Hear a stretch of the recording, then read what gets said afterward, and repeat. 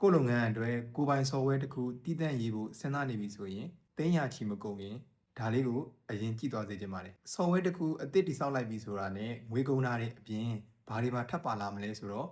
ဝန်ထမ်းတွေကိုဒီ software အကြောင်းပြန်ပြီးသင်ပေးရတဲ့အချိန်တွေ error တွေတက်တဲ့အချိန်မှာကြုံလာရတဲ့ပြဿနာတွေအများကြီးရှိနိုင်တယ်ပေါ့နော်ဒါတော့မြေပြင်ကလုပ်ငန်းအများစုလိုချင်တာကဒီလိုရှုပ်ထွေးတဲ့ software အသစ်တွေမဟုတ်ပါဘူးတကယ်တမ်းကရိုးရှင်းပြီးတော့အလုပ်မြန်ပြီးစေမဲ့စနစ်တွေလိုနေတာဖြစ်ပါတယ်ဒါကြောင့်ကျွန်တော်ကဒီရှုပ်ထွေးတဲ့ software အသစ်တွေကိုထပ်ပြီးတော့မရေးတော့ဘဲနဲ့ဝန်ထမ်းအသစ်တွေနေ့စဉ်သုံးနေကြဖြစ်တဲ့ Telegram, Viber စတဲ့ဒီရင်းနှီးပြီးသား software တွေမှာပဲ AI automation တွေကိုထည့်ပေးတာဖြစ်ပါတယ်ဆိုတော့ order ကောက်တာတွေရင်းသွင်းတာတွေပြီးတော့ဒီ bouncer ထုတ်တာတွေအကုန်လုံးကိုသုံးနေကြပါတော့သူတို့သုံးနေကြ Telegram ကနေပဲအလိုလျောက်ဖြစ်သွားအောင်လုပ်ပေးထားတဲ့အတွက်ဝန်ထမ်းတွေအတွက်လည်းနောက်ထပ်software အသစ်တွေထပ်တင်စရာမလိုတော့ပါဘူးဆိုတော့ဒီကိုလုပ်ငန်းရဲ့ဒီနေ့စဉ်လုပ်နေရတဲ့ manual အလုပ်တွေပေါ့နော်လူကိုယ်တိုင်ဝင်လုပ်နေရတဲ့